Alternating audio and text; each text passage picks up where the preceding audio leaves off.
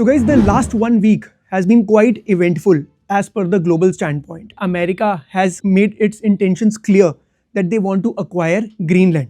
And इस point of time पर ना देखो, Greenland is a part of Denmark. Although Greenland is a separate country itself, लेकिन फिर भी it is related to Denmark.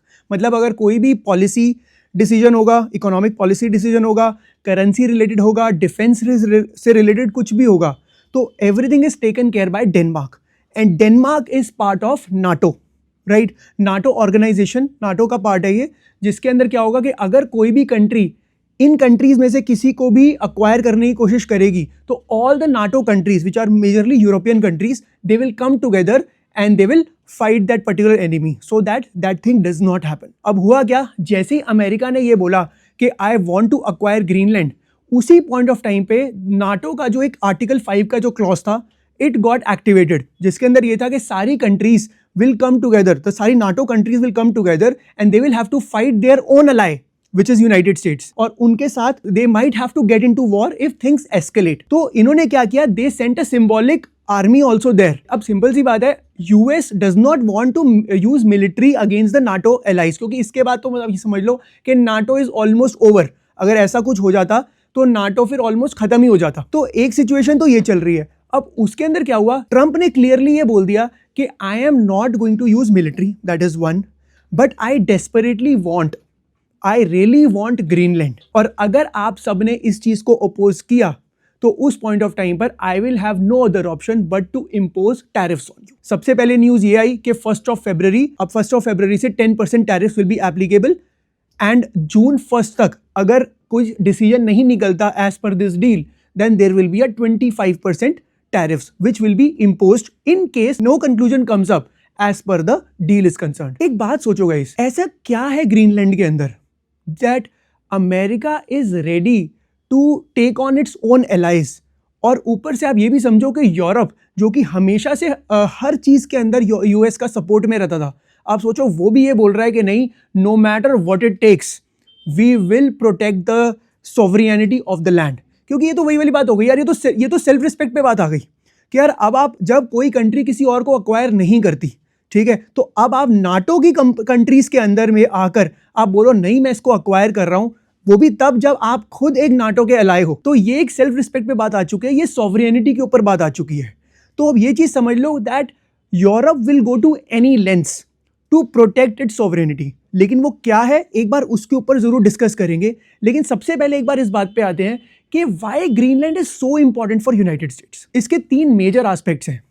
First is obviously the minerals, जितने भी मेटल्स हैं, रेयर अर्थ मेटल्स हैं वहाँ पर, या फिर ऑयल एंड गैस बहुत सारा एक्सप्लोर हुआ वहाँ पर. और साथ में on top of it there is a lot of uranium जो कि ग्रीनलैंड के अंदर मिलता है, स्पेसिफिकली सदर्न ग्रीनलैंड के अंदर. सेकेंड चीज जो आ जाती है military, in terms of military, because Arctic circle के अराउंड वहाँ पर ना रशिया का बहुत ज़्यादा इन्फ्लुएंस है. ठीक है, मतलब 53% ऑफ आर्कटिक रीजन जो है ना, वो सारा का सारा रशिया जो है ना वो उसके अंडर आता है. तो इनको मिलिटरीली भी वहां पर अपनी प्रेजेंस चाहिए. और थर्ड इंपॉर्टेंट जो चीज है ना, दैट इज शिपिंग रूट्स. तो इन सबको ना एक बार डिटेल में डिस्कस करते हैं कि और ऐसी क्या क्या चीजें हैं जिसकी वजह से मतलब they can't do anything without Greenland. देखो, सबसे पहली बात ना हम आते हैं मिनरल्स के ऊपर. अब मिनरल्स के अंदर ना सबसे इंपॉर्टेंट क्या है, रेयर अर्थ एंड यूरेनियम. हुआ क्या था, इसके ऊपर ना बहुत टाइम से स्टोरी चल रही है कि 2018 के अंदर एक वहाँ पर माइन है, यूरेनियम माइन. ठीक है, वहाँ पर ना बहुत सारी कंट्रीज ने बिडिंग करी थी, जिसमें से एक ऑस्ट्रेलियन कंपनी थी, उसने भी बिड किया था to mine uranium from that particular place. और वो जो ऑस्ट्रेलियन कंपनी थी ना, उसके पास एक चाइनीज कंपनीज के पास 100% राइट्स थे कि जो भी यूरेनियम वो माइन करेगी, वो सारा का सारा यूरेनियम आएगा चाइना के अंदर और वहां पर रिफाइनिंग होगी. देखो, चाइना जो है ना वो वर्ल्ड के नेचुरल रिसोर्सेज को तो कंट्रोल नहीं कर रहा, लेकिन वर्ल्ड की रिफाइनिंग को, मेटल रिफाइनिंग को वही कंट्रोल कर रहा है. तो उसने क्या बोला कि यार ठीक है, जितना भी आप यूरेनियम निकालोगे आप यहां पर लेकर आओगे और यहां पर हम उसको रिफाइन करेंगे और उसके बाद we will sell it across the globe. अब जैसे ही यूएस को ये बात पता चली कि यार ये ना कि चाइनीज कंपनी जो है ना वो इंटरेस्टेड है इस पर्टिकुलर ओर के अंदर, ठीक है, या इस पर्टिकुलर माइन के अंदर, तो उन्होंने डेनमार्क से बात करके they gave a lot of money to Denmark और कुछ भी करके उन्होंने बोला that don't award this particular contract to China. क्योंकि ये जो है ना, ये जो नेचुरल रिसोर्सेज हैं ये हमारे मतलब यूएस और यूरोपियन जितने भी अलाइड नेशंस हैं उनके कंट्रोल में रहने चाहिए, चाइना के कंट्रोल में नहीं आने चाहिए। देखो इसके अंदर ना एक और चीज बहुत इंपॉर्टेंट है। देखो पता है क्या है, टेरेन है। आप एक चीज समझो, सदर्न ग्रीनलैंड के अंदर it is a proper terrain जहां पर बहुत सारा मिनरल्स मिल सकते हैं, बहुत सारे मेटल्स मिल सकते हैं। अब ऐसा नहीं होता कि ये एरिया इस पर्टिकुलर मेटल का है, ये एरिया उस पर्टिकुलर मेटल का है। Everything is intermingled. मतलब अगर फॉर एग्जांपल आप वहां पर रेयर अर्थ मेटल की माइनिंग कर रहे हो तो यूरेनियम भी उसी के साथ साथ ही मिल जाएगा। इसकी वजह से ना साथ में प्रॉब्लम क्या चल रही है ग्रीनलैंड के अंदर, ग्रीनलैंड की जो पॉपुलेशन है, जो वहां की गवर्नमेंट है, दे वर कंसर्न्ड कि यार अगर यूरेनियम की इतनी माइनिंग होगी ना तो इसका इंपैक्ट हमारे एनवायरनमेंट पे भी आएगा। तो ये भी बहुत टाइम से रिटेलिएशन चल रहा था कि एनवायरमेंटल कंसर्न्स की वजह से कि हम लोग ना यहाँ पर माइनिंग नहीं होने देंगे। अब और भी कई सारे प्रोजेक्ट्स के अंदर चाइनीज कंपनीज के भी काफी सारे पैसे लगे हुए थे इसके अंदर। 2021 के अंदर क्या हुआ, ग्रीनलैंड की गवर्नमेंट ने ये बोल दिया कि हम लोग जो यूरेनियम की माइनिंग जो है ना उसको कंप्लीटली बैन कर रहे हैं। जैसे ही उन्होंने ये बोला उस पॉइंट ऑफ टाइम पर चाइना ने ना इनके ऊपर इंटरनेशनल कोर्ट के अंदर लॉ सूट कर दिया। मतलब ये समझो कि जो ग्रीनलैंड की ओवरऑल इकोनॉमी जो है ना वो $3.5 बिलियन की है, ठीक है, ओनली $3.5 बिलियन। और उनके ऊपर लॉ सूट कितने का आया, $11.5 बिलियन का। मतलब 4 times the size of the economy. मतलब अगर आप उस कॉन्टेक्स्ट में समझो, it is a huge number. क्योंकि चाइना क्या बोल रहा है, चाइना बोल रहा है भाई मैं इतनी इन्वेस्टमेंट्स कर चुका हूं, मैंने काफी सारे प्रोजेक्ट्स के अंदर, कुछ प्रोजेक्ट्स में आप मना कर रहे हो, काफी सारे प्रोजेक्ट्स में प्रॉब्लम थी, कुछ में आपने मुझे कॉन्ट्रैक्ट्स नहीं अवॉर्ड किए, but in some of the things I have gotten these contracts legally and when I have gotten these contracts I have already made investments. आप वन फाइन डे उठ के ये नहीं बोल सकते, otherwise you pay for my losses. एक तरफ ये चीज थी। दूसरी चीज और पता है क्या है, दो ना बहुत इंपॉर्टेंट रेयर अर्थ मेटल्स हैं, ठीक है, एक गैलियम और एक जर्मेनियम। ये दोनों ना मतलब ये ऐसे मेटल्स हैं जो जिनकी रिफाइनिंग 98% रिफाइनिंग जो है ना वो चाइना कंट्रोल कर रहा है। और ये समझ लो कि आज चाहे रेडार सिस्टम्स हो, मतलब डिफेंस के अंदर हो, चाहे इलेक्ट्रिक व्हीकल्स के अंदर हो, जहां जहां पर ये टेक्नोलॉजीज जो डिजिटल एज की इकोनॉमीज हैं, इसके अंदर जितनी भी डिजिटल एज के हिसाब से जितने भी सेक्टर्स है इंपॉर्टेंट है, उन सब के अंदर ना ये मेटल जरूर रिक्वायर्ड है। देखो आपने देखो ना एनवीडिया की चिप्स हैं, जैसे सेमीकंडक्टर चिप्स हैं, उन सेमीकंडक्टर चिप्स के अंदर भी small amount of in metals की रिक्वायरमेंट रहती है। मतलब इनके बिना प्रोसेस कंप्लीट नहीं हो सकता। मतलब एनवीडिया अपनी ग्राफिक्स डिजाइनिंग की चिप्स नहीं बना पाएगा, या फिर जितने भी इलेक्ट्रॉनिक अप्लायंसेज हैं या जितने भी इलेक्ट्रॉनिक गैजेट्स हैं जो हम ऑनगोइंग बेसिस पर यूज कर रहे हैं, उसके अंदर भी rare earth metals are extremely important.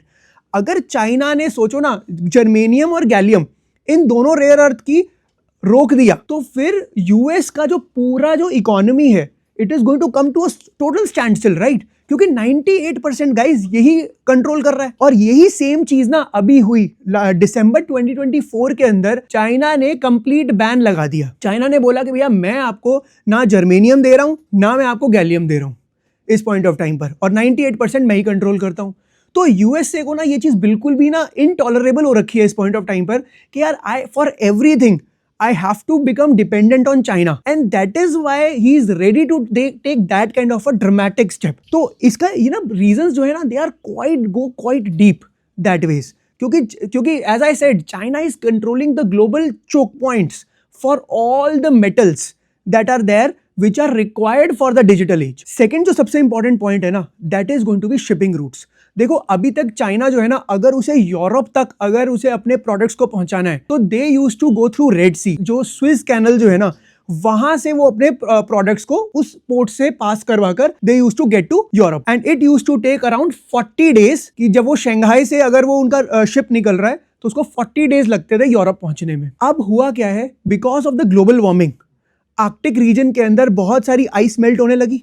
जैसे ये आइस मेल्ट होने लगी ना उसकी वजह से क्या हुआ, एक नया रूट निकल के आ गया है which goes through Greenland. Arctic area से निकलता है वो रूट, और अगर उस रूट से अगर शिपिंग लाइंस अगर वहां से जाएंगी तो यूरोप पहुंचने के अंदर उन्हें 18 डेज लगने वाले हैं सिर्फ। तो अब ये समझ लो कि उन्होंने कितना टाइम और उन्होंने कितनी कॉस्ट को सेव कर लेंगे, क्योंकि आपको पता है कि शिपिंग कॉस्ट इज ह्यूज।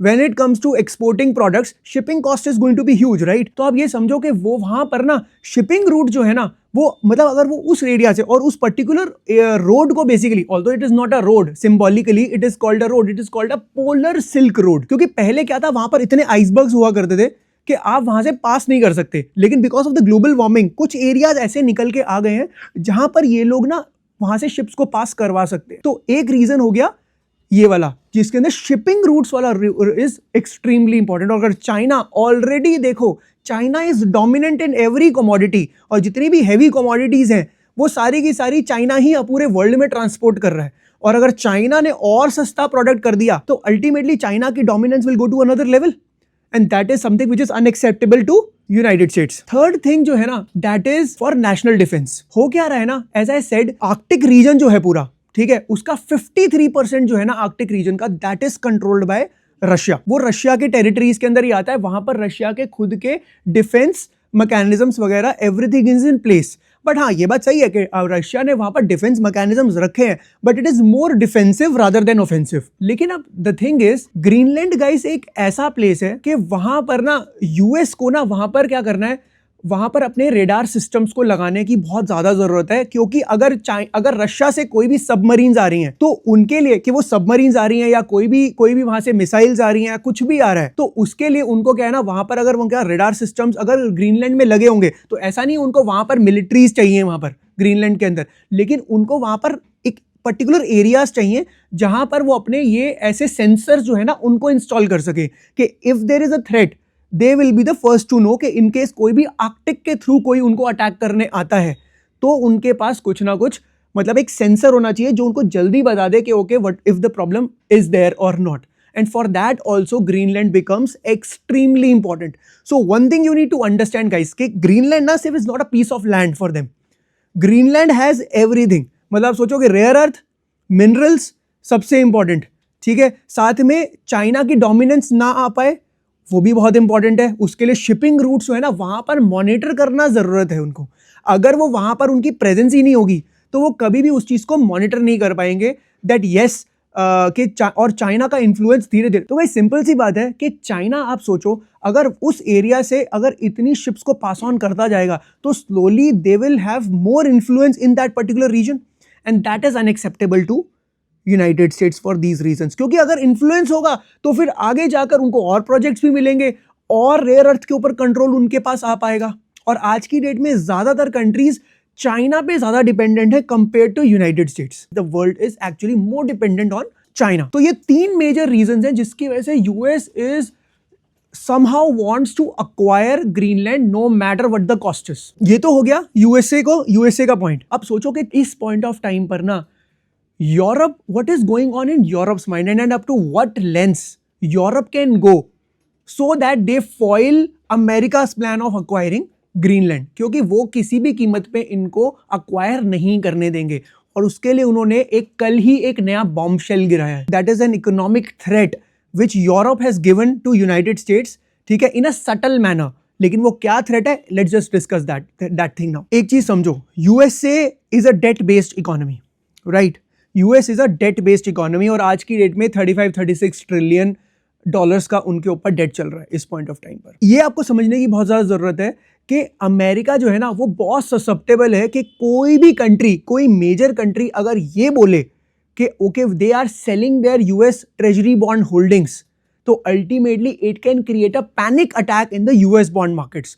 हुआ क्या था, अप्रैल 2025 के अंदर भी ना सेम सिचुएशन हुई थी जब यूएसए ने फर्स्ट टाइम बोलना स्टार्ट किया था that I am going to impose taxes on the world. उस टाइम पे चाइना ने ना क्लियरली बोल दिया था कि आप मेरे पे टैक्स लगाओ and I will start selling my treasury bonds, मेरी जो इन्वेस्टमेंट्स हैं यूएस ट्रेजरी बॉन्ड मार्केट के अंदर, I will start selling it. जैसे ही ये मार्केट में न्यूज आई there was utter panic in the market, क्योंकि बात पता है ये हो जाती है कि यार चाइना जो है ना अगर ये निकल रहा है इसका मतलब things are going to turn bad in the future, क्योंकि चाइना का $1 ट्रिलियन प्लस की investments are there in US, in the US treasury bond market. तो अगर चाइना सेल करना स्टार्ट करेगा the world will think of it कि यार something really bad is happening. क्योंकि ये वही वाली बात हो गई ना यार, आज लेट्स सपोज वर्ल्ड के और भी छोटे छोटे इन्वेस्टर्स भी हैं, वो भी यूएस बॉन्ड मार्केट के अंदर इन्वेस्ट करके बैठे हैं। वो यही सोच के बैठे हैं कि यार मेरे से ज़्यादा पैसा लगा हुआ है ना चाइना का, मेरे से ज़्यादा पैसा लगा हुआ है ना यूरोपियन कंट्रीज़ का, तो जब तक ये लोग हैं तब तक ठीक है, क्योंकि अगर नुकसान होगा ना तो पहले इनको होगा, मैं तो फिर भी कभी भी निकल सकता हूं। But these people will find it difficult, क्योंकि जितना बड़ा इनका पोर्टफोलियो साइज होगा, don't you think it will be difficult for them to sell off that thing and come out without sacrificing on the prices? तो ये लोग ना wait करते हैं कि चाइना या यूरोपियन कंट्रीज जो है ना, अगर वो पैनिक नहीं कर रहे तब till then everything is fine. तो चाइना ने जैसे ये स्टेटमेंट दी, उस पॉइंट ऑफ टाइम पर global bond markets was in utter chaos.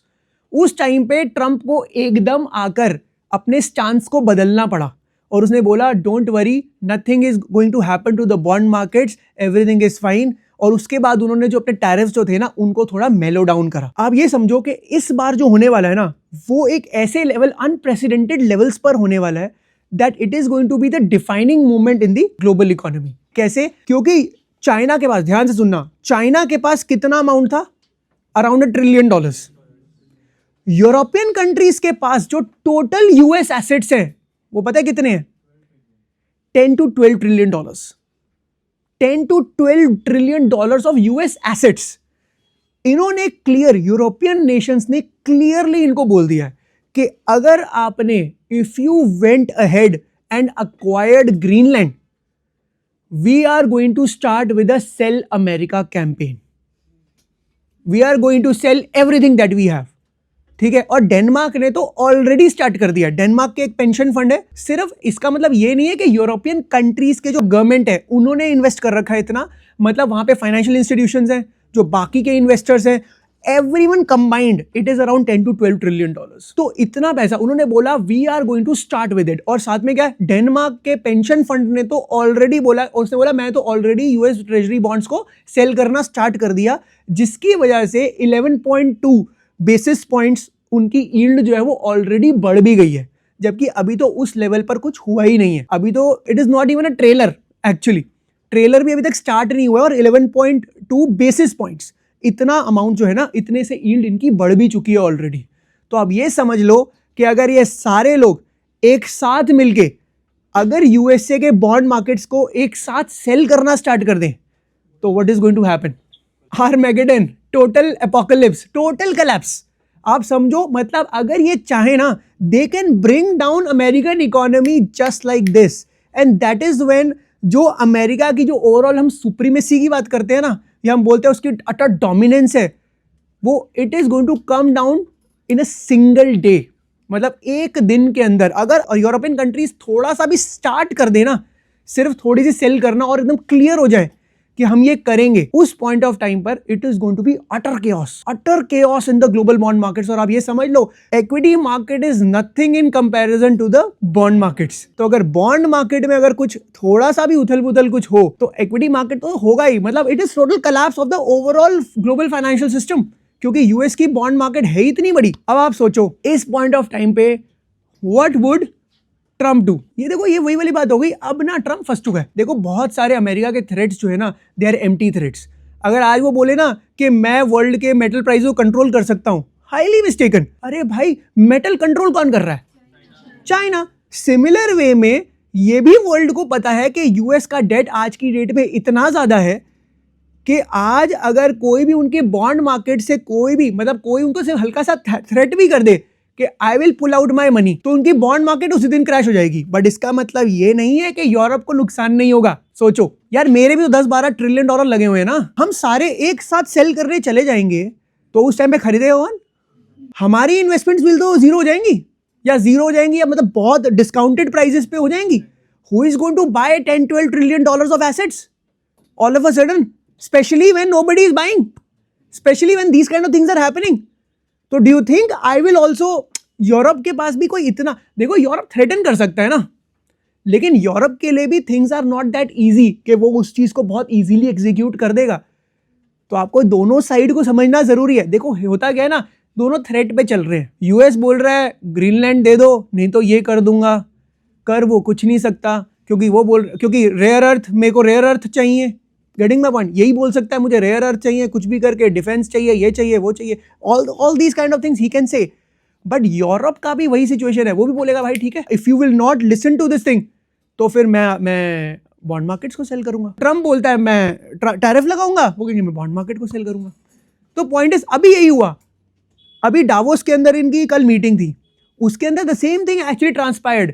Now he has a softer stance कि भाई नहीं नहीं ठीक है, आपस में घर की बात है, आपस में सुलझा लेंगे, कोई बात नहीं, अक्वायर ऐसे देखो मिलिट्री तो मैं यूज कर ही नहीं रहा था, वैसे भी ज्यादा मिल बांट के करेंगे, कुछ ना कुछ करके will come up with a deal. Although deal की अभी कुछ कोई डिटेल्स नहीं बताई हैं, लेकिन ये बोल दिया कि हाँ कोई बात नहीं, आराम से बैठ के ठंडे दिमाग से डिस्कस करेंगे। अगर यूरोप एंड चाइना अगर if they all coordinate together and they say okay we are going to sell US assets, उस पॉइंट ऑफ टाइम पर ना यूनाइटेड स्टेट्स के पास ना सिर्फ एक ही सेवियर बचता था, जेरम पावेल, जो कि फेडरल रिजर्व के चेयरमैन। क्योंकि होता क्या है ना कि यूएस के मेजर, आप ये समझ लो यूएसए जितना भी बॉन्ड्स इशू करता है 80% of those bonds are bought by Federal Reserve, मतलब Federal Reserve is the major buyer of those bonds. लेकिन हो क्या रहा है ना लास्ट 1.5 ईयर से, जब से ट्रंप वापस आया, he has been after Jerome Powell's life कि भाई इंटरेस्ट रेट कम कर दे, क्योंकि इन्होंने 2022 के बाद इन्होंने इंटरेस्ट रेट्स 2022 में यूएस ने काफी सारे इंटरेस्ट रेट्स इंक्रीज कर दिए थे। This has actually put a lot of pressure on the US bond markets. जितना इंटरेस्ट बढ़ जाएंगे उतना मेरी इंटरेस्ट कॉस्ट भी तो बढ़ रही है, मतलब मेजर जो टैक्सेस कलेक्ट हो रहे हैं यूएस के, उसमें से 1.8 ट्रिलियन डॉलर्स तो यूएसए इंटरेस्ट में पे कर रहा है। तो ये उसको बोल रहा है कि भाई थोड़ा सा इंटरेस्ट रेट कम कर दे, क्योंकि अगर आप ये कर दोगे तो हमारा कितना इंटरेस्ट कॉस्ट बचना स्टार्ट हो जाएगा। But Jerome Powell has been of this mindset कि नहीं, unless the inflation I will see all the other parameters are in control, तब तक I am not going to reduce the interest rates. He has had a lot of verbal fights also, and he has called him stupid. कि Jerome Powell, he is stupid. He is not listening. He is not understanding what is really required for the betterment of the US economy. He is not reducing the interest rates. और Jerome Powell ये बोलता है कि यार I am not going to compromise on my integrity. अगर मेरे को ऐसा लगेगा कि required है तो मैं interest rate cut करूँगा, not to the whims and fancies of the president of the United States. क्योंकि federal Reserve is supposedly independent body. अब हुआ क्या कि इसकी वजह से ना इसने क्या किया, जेरम पावेल के अगेंस्ट इन्वेस्टिगेशन स्टार्ट करवा रखी है, क्रिमिनल इन्वेस्टिगेशन स्टार्ट करवा रखी है। Now the point is the person who could help him at this point in time, वो भी डोर्स आर क्लोज्ड। तो Trump had no other option but to have a softer stance with European nations के भाई नहीं कुछ नहीं, कोई नहीं, मिल बांट के ठीक कर देंगे, कोई टेंशन नहीं। ओवरऑल आपको ये समझना है कि गेम ना चल क्या रही है। Game is going on this standpoint that it is a stalemate, complete stalemate. इस point of time पर ना कुछ हो नहीं सकता। इस point of time पर यूएस को भी बैक डाउन नहीं करना पड़ेगा। एक बात समझो, ये सिर्फ यूएस नहीं है जिसको ग्रीनलैंड चाहिए, चाइना भी एक पॉइंट पे पहुंच गया था मुझे ग्रीनलैंड चाहिए। चाइना भी तो अपनी इन्वेस्टमेंट्स के थ्रू कर रहा है ना ये सारी चीजें। रशिया भी डिफेंस सिस्टम के थ्रू वहां पर आने की, everybody wants a piece of Greenland, सबको चाहिए वहां पर वो पीस। बट यूएसए के पास ही इतनी पावर है कि वो जाके क्लियरली पूरे वर्ल्ड को ये बोल सकता है। लेकिन एक बात सोचो, देखो सिंपल सी बात है, चाइना भी कभी नहीं चाहेगा ना कि ग्रीनलैंड का पूरा एक्सेस जो है वो यूएस के पास आ जाए।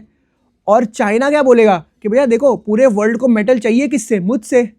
तो अगर आप नहीं साथ दोगे इस पॉइंट ऑफ टाइम पर तो मैं आपकी कंट्री में सप्लाई रुकवा दूंगा। और दूसरी चीज ये भी, चलो मैं कह रहा हूं आप अक्वायर कर भी लोगे वहां पे, या आपने माइन कर भी लिया, रिफाइन कौन करेगा?